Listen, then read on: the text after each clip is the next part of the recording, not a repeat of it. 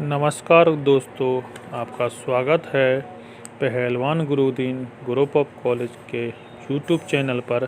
मैं रमाकांत सिंह, समाजशास्त्र प्रवक्ता, पहलवान गुरुदीन विधि महाविद्यालय पनारी ललितपुर से मैं एक बार फिर समाजशास्त्र का एक नया वीडियो लेकर उपस्थित हुआ हूं।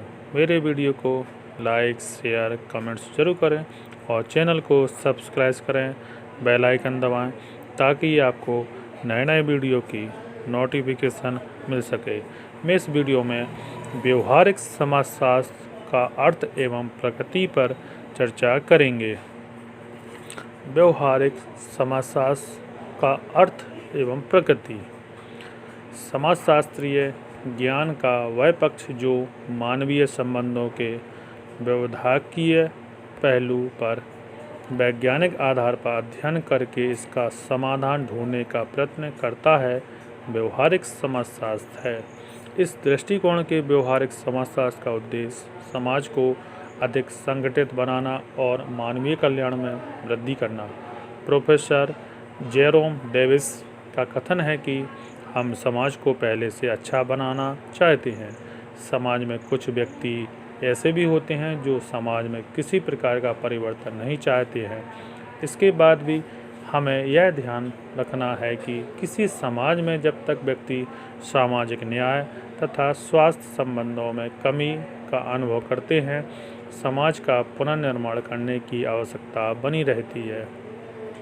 उस समाज का सही ढंग से पुनर्निर्माण करना व्यवहारिक समाजशास्त्र का ही कार्य है। इस कथन से स्पष्ट होता है कि व्यवहारिक समाजशास्त्र ज्ञान की वह शाखा है जो समाजशास्त्रीय सिद्धांतों का सामाजिक जीवन में व्यवहारिक उपयोग करके समाज का पुनर्निर्माण करने में रुचि लेता है। जेम्स फोर्ड ने व्यवहारिक समाजशास्त्र के अर्थ को स्पष्ट करते हुए कहा है कि व्यवहारिक समाजशास्त्र को व्यवहारिक सामाजिक आचारशास्त्र अथवा सामाजिक नीति कहा जा सकता है। नैतिक उद्देश्यों को प्राप्त करने वाली सामाजिक पद्धतियों का अध्ययन करना व्यवहारिक सामाजिक आचारशास्त्र का कार्य है तथा समाजशास्त्रीय संदर्भ में इसी ज्ञान को एक व्यवहारिक समाजशास्त्र कहते हैं। इससे स्पष्ट होता है कि व्यवहारिक समाजशास्त्री केवल वर्तमान परिस्थितियों का उनके वास्तविक रूप में अध्ययन करके ही चुप नहीं हो जाता है, बल्कि इसमें क्या होना चाहिए का भी समावेश होता है। गिलिन तथा गिलिन ने व्यवहारिक समाजशास्त्र की प्रकृति और आवश्यकता को स्पष्ट करते हुए बताया है कि कुछ आरंभिक समाजशास्त्रियों ने मानवीय संबंधों के वैधिक पक्ष के अध्ययन को पूर्णतया अवहेलना कर दी गई है। आज भी कुछ समाजशास्त्री यह समझते हैं कि इस पक्ष का अध्ययन करना सैद्धांतिक समाजशास्त्र का कार्य नहीं है। उनकी मानता है कि यह कार्य समाज सुधारकों का है। वास्तविकता यह है कि समाज पूर्णतया एक स्थिर तत्व न होकर एक गतिशील और परिवर्तनशील तत्व है। इस स्थिति में समाज के सभी पक्षों का वास्तविक अध्ययन करने के लिए व्यवहारिक समाजशास्त्र का होना नितांत आवश्यक है।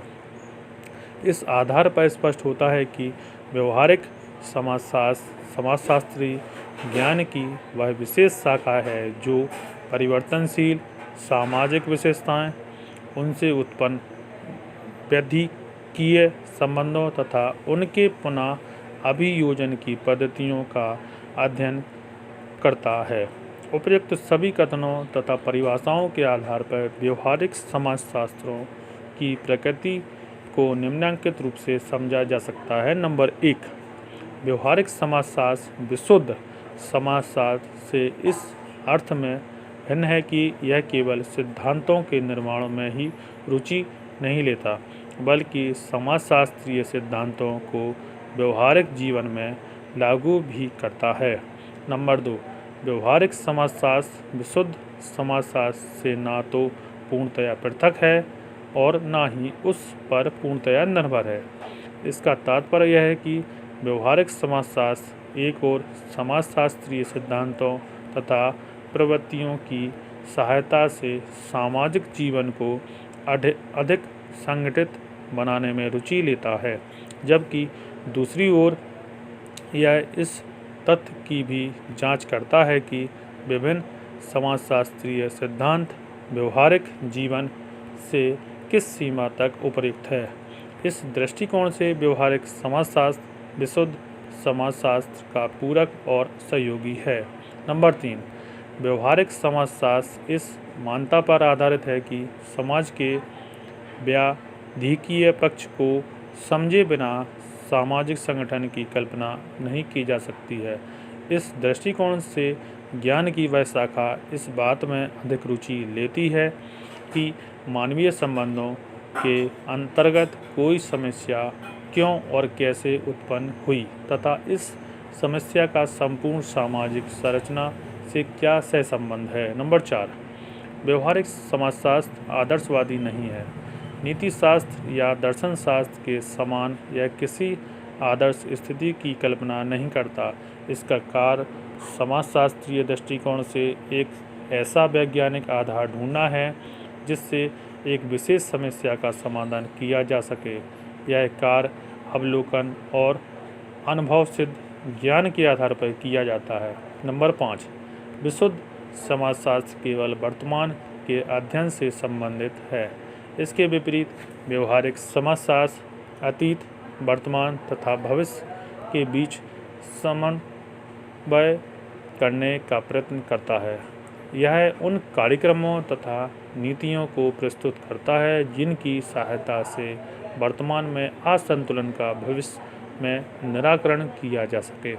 व्यवहारिक समाजशास्त्र का अध्ययन क्षेत्र। व्यवहारिक समाजशास्त्र का अध्ययन क्षेत्र बहुत व्यापक है क्योंकि प्रत्येक समाज के विभिन्न पक्षों में कुछ समस्याएं अवश्य विद्यमान रहती हैं। इसके बाद भी विभिन्न समाजों, संस्कृतियों तथा विभिन्न अवसरों में व्यवहारिक समाजशास्त्र के अध्ययन क्षेत्र में कुछ भिन्नता देखने को मिलती है।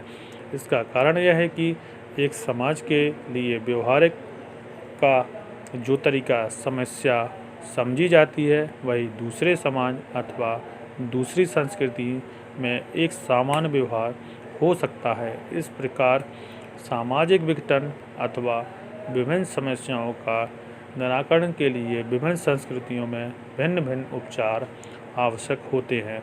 इसके फलस्वरूप वहाँ व्यवहारिक समाजशास्त्र के अध्ययन क्षेत्र में भी कुछ भिन्नता उत्पन्न हो जाना स्वाभाविक है। इससे स्पष्ट होता है कि प्रत्येक समाज में सामाजिक व्याधिकी, सामाजिक विघटन, सामाजिक पुनर्निर्माण वे महत्वपूर्ण विषय हैं जिनका सामाजिक शास्त्र में अध्ययन करना आवश्यक समझा जाता है।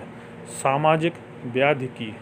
सामाजिक व्याधिकी के अर्थ को स्पष्ट करते हुए जॉन लेविस का कथन है कि सामाजिक व्याधिकी यह अध्ययन जिससे पता चलता है कि मनुष्य अपने से तथा अपने जीवन के लिए उपयोगी संस्थाओं का अभियोजन करने में असफल क्यों रहता है। फेयरचाइल्ड के अनुसार सामाजिक व्याधिकी सामाजिक विघटन तथा असामंजस्य का अध्ययन जिसमें उन दशाओं के अर्थ, व्यापकता, कारणों, परिणामों तथा उपचारों का विवेचन किया जाता है जो सामाजिक अभियोजन को रोकती है या उसे कम करती है। इससे स्पष्ट होता है कि किसी भी समाज में विभिन्न सामाजिक समस्याओं की उत्पत्ति मूल कारण व्यक्ति द्वारा अपनी परिस्थितियों से समुचित अभियोजन न कर सकना। व्यवहारिक समाजशास्त्र का अध्ययन विभिन्न सर्वप्रथम ऐसे असामंजस्य की प्रकृति को ज्ञात करना है तथा उनके कारणों का पता लगाना।